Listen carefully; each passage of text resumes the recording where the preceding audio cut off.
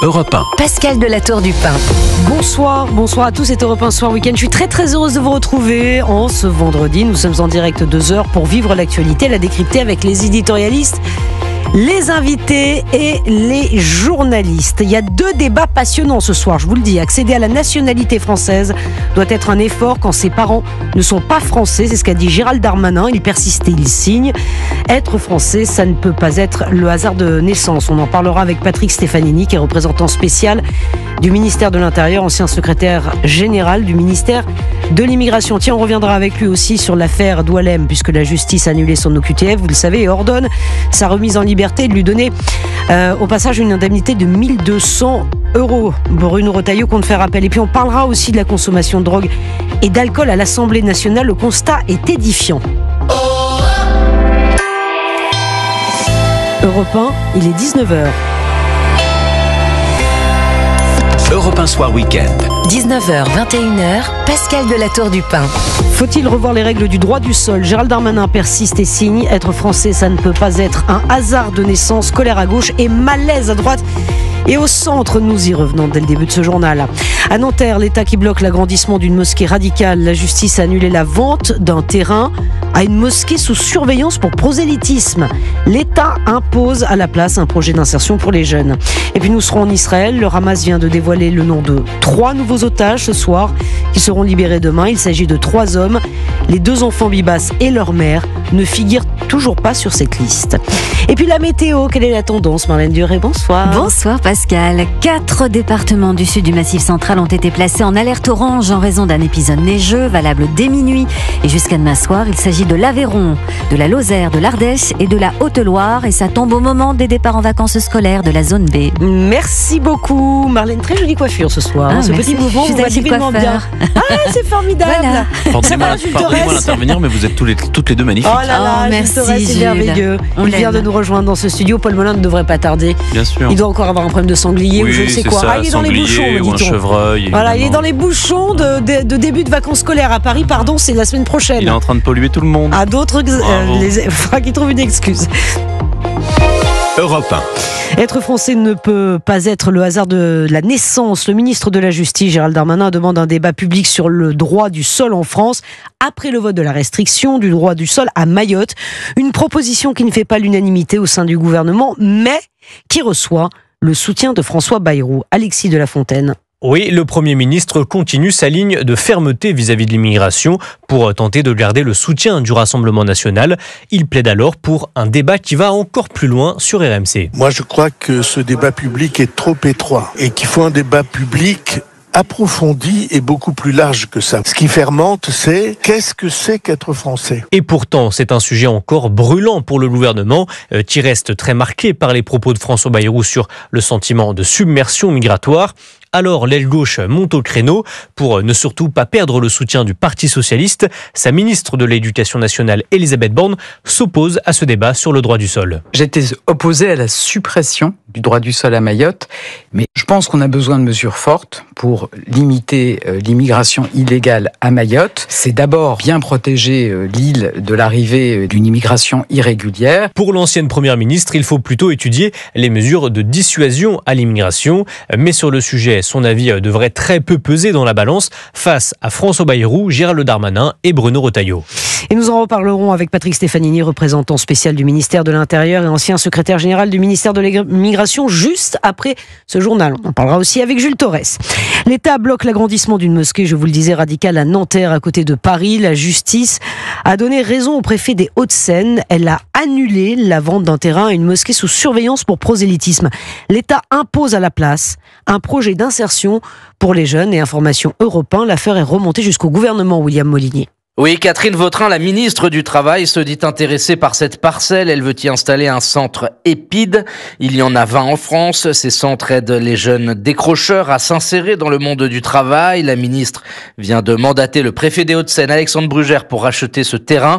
Et il y a urgence, car lundi soir prochain, le conseil municipal de Nanterre est censé voter la vente du site à l'Institut Ibn Badis. Cette entité regroupe une mosquée et une école privée musulmane. Le problème, c'est qu'à sa tête figure un certain Rachid Abdouni. Il est connu pour son prosélytisme et ses propos anti-républicains, si bien que son établissement est sous surveillance depuis plusieurs années. Le préfet vient d'écrire une lettre au maire de Nanterre. Il lui demande une nouvelle fois de reconsidérer son projet de vente. Un centre d'insertion destiné aux jeunes serait davantage un message d'espoir, écrit-il, que l'agrandissement d'une mosquée dans une ville qui ne souffre absolument pas de sous-capacité pour accueillir les fidèles musulmans. Et voilà que l'on reparle du fléau des couteaux. La ministre de l'Éducation nationale veut durcir les sanctions pour les élèves en possession d'armes blanches. Ce sera conseil de discipline et signalement au procureur. Certains chefs d'établissement sont confrontés en effet à une recrudescence de couteaux, notamment des opinels. Des opinels. Est-ce un nouveau phénomène de mode, Louise Salé ? 12 opinels, 12 cachés dans la canne à gousse. Alors vous entendez l'artiste marseillais Jul, ce titre est sorti il y a 6 ans, mais plus récemment le clip Opinel du rappeur Ninho a été vu plus de 2 millions de fois et sur les réseaux sociaux, ce couteau de poche savoyard est donc à la mode, si bien que dans certains collèges et lycées, il se retrouve dans le sac des élèves.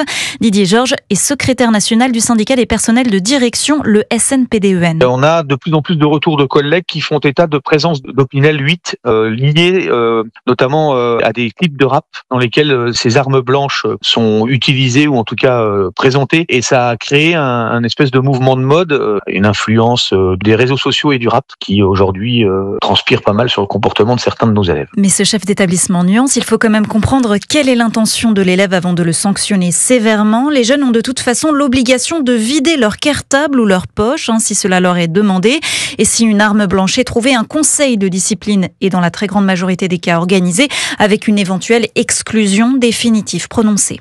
Europe 1, il est 19h06, l'actualité à l'étranger. Le Hamas vient de dévoiler le nom des 3 nouveaux otages qui seront libérés demain. Il s'agit de 3 hommes. Frédéric Simon, vous êtes avec nous en direct de Tel Aviv.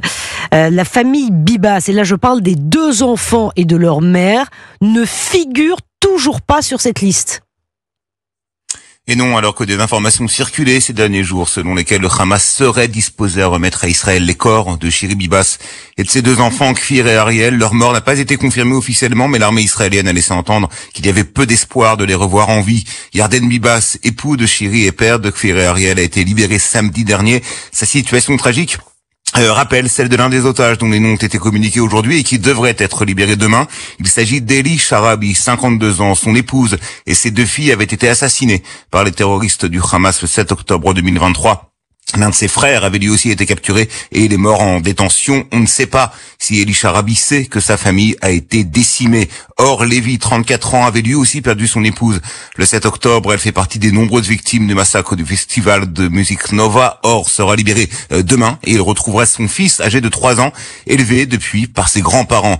Le 3e captif dont le Hamas a annoncé la libération est Ohad Ben-Ami, un habitant d'un kibboutz proche de la bande de Gaza. Il est âgé de 56 ans. Il avait été capturé avec son épouse qui, elle, a été libérée au cours de la première période de cessez-le-feu. C'était en novembre 2023. Merci beaucoup Frédéric Simon, en direct de Tel Aviv pour Europe 1. Les vacances scolaires commencent ce soir pour les élèves de la zone B. Certains auront peut-être la chance de partir à la montagne. Bonne nouvelle pour ceux qui se dirigent vers les stations de la Tarentaise en Savoie, la route nationale 90. Vous vous souvenez qu'elle avait été fermée après l'éboulement du week-end dernier, a enfin rouvert entièrement après une semaine de travaux. Dans toutes les stations des Alpes, évidemment, c'est le grand rush avec l'arrivée aujourd'hui des tout premiers vacanciers. Illustration au Grand Bornand en Haute-Savoie. Reportage de Jean-Luc Boujon pour Europe 1. Anthony est parti de Mayenne ce matin avec sa femme et ses enfants, et tant pis pour la journée de cours en moins. L'idée, c'est d'éviter de se retrouver dans les bouchons quand les spatules commencent sérieusement à démanger. Je pars toujours le vendredi pour éviter les bouchons sur les routes. Les enfants là, ils ont loupé les cours Juste une journée là, exceptionnellement, mais bon, c'est pas grave quoi, c'est juste pour prendre du plaisir. Et alors, comment on se sent quand on est ici ? Très bien, on oublie tout, on oublie tous les soucis de la vie et puis on profite de la vie quoi. Cela fait une journée de ski en plus, celle de demain samedi, quand le gros des vacanciers est encore en train d'arriver. Jean-Jacques et Pascal, eux, se sont dépêchés avec leur camping-car d'arriver au Grand Bornand, en prenant également soin d'éviter la Savoie et le secteur de la Tarentaise. On a trouvé une petite place là pour le Grand Bornand, puisqu'on est déjà venu, c'est les dernières qu'on est venu. Oui. Surtout pour éviter les bouchons ou les ralentissements qu'il peut y avoir un peu partout sur le secteur de la Tarentaise, la 90, là, qui va être sérieusement bouleversé et les gens vont être ralentis, forcément. Donc vous préférez rester ici au calme, en embuscade, et ne pas rajouter du trafic au trafic. Et le choix est bon, le Grand Bornand Bornand était baigné de soleil aujourd'hui et l'enneigement est parfait car depuis un mois, la station aux Savoyardes connaît une succession de chutes de neige, de froid et de soleil. Le combo parfait pour des vacances d'hiver réussies. Le Grand Bornand, Jean-Luc Boujon, Europe 1. Alors Jules Torres ne skie pas, mais il paraît qu'il était champion de handball. Voilà ce qu'on racontait pendant le reportage. Champion, non. Vous venez de dire que vous étiez en N. J'ai joué à un modeste niveau. Modeste niveau. Regardez-le, la fausse modestie. Il a des talents cachés. Ça va, Paul Melun? Mais très bien. Oui, les embouteillages, tout ça. Écoutez, c'est terrible. Vous n'avez pas croisé de sanglier, de chevreuil? Bashing, mais je préfère mes chevreuils aux voitures à Paris. Voilà. Bon, en tout cas, vous êtes là et tout va bien. Il est 19h10. Bonsoir Thierry Hameau. Alors la tendance à la bourse, à la baisse. Oui, un petit peu de baisse, moins 0,43%. C'est surtout que le CAC 40 a rejoint les 8000 points hier, donc ça se calme un petit peu, 7973 points. Ça rebaisse un petit peu. Il y a beaucoup de résultats d'entreprise. Hier, ça a flambé sur la Société Générale, sur ArcelorMittal. Aujourd'hui, c'était Vinci qui a dépassé les attentes des analystes. Vinci annonce une hausse de 13% de son carnet de commandes et le titre gagne 2,5% ce soir, 110 € pour Vinci. En revanche, c'est plus difficile pour L'Oréal qui retombe de 3,5%, 340 €. L'Oréal continue de souffrir en Chine où l'activité reste morose. Ça baisse un petit peu partout. Ce soir, Milan, moins 0,2%, mais c'est pas très spectaculaire. Francfort, moins 0,6%. Bruxelles est stable. Le CAC 40, moins 0,43%. 7973 points. Et bon week-end, Merci beaucoup. Bon week-end aussi aux auditeurs d'Europe 1 qui sont sur la route, dans les embouteillages comme Paul Melun, pour quitter les grandes villes. Alors pour partir en vacances. On leur souhaite. C'est une ambiance hivernale d'ailleurs, avec de la neige au programme. Marlène Duré. C'est qu'il a neigé un petit peu aujourd'hui en Basse-Normandie. C'est pas vrai. Oui, ça n'a pas tenu beaucoup au sol. Mais en plaine, non? Oui, en plaine, ça n'a pas tenu, puis sur les collines de l'Orne principalement. D'ailleurs, on attend encore un petit peu de neige fondue demain sur l'est de la Bretagne. Bon, voilà. Et en parallèle au front froid qui circule en ce moment sur la façade ouest, on a aussi un épisode Cévenol qui s'est mis en place avec des précipitations pluvieuses et neigeuses.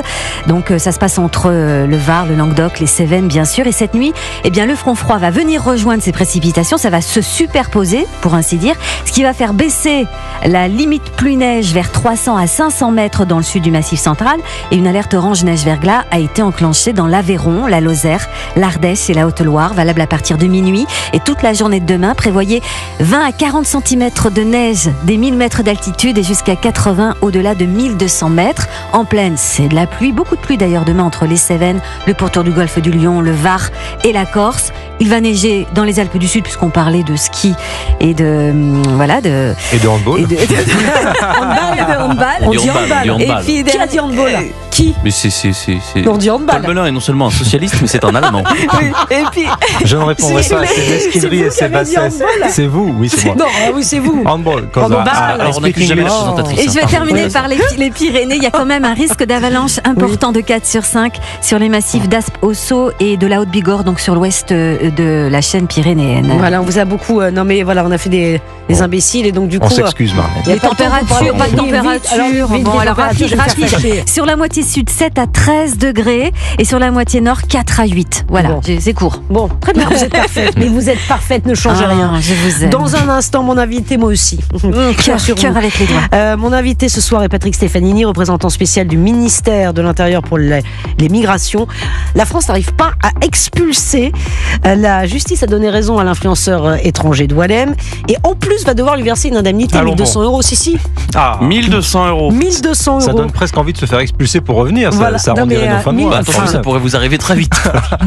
Moi, j'ai pas de discours anti-français, cher Jules. Non. Faut-il changer l'état de notre droit, comme le réclame Bruno Retailleau? On va poser la question à Patrick Stefanini. On lui parlera évidemment aussi de ce que dit Gérald Darmanin.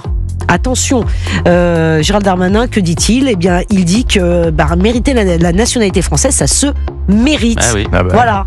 On ne peut pas être français par hasard. On n'est pas français par hasard. Exactement. Jules Torres, 19h13 sur Europe 1.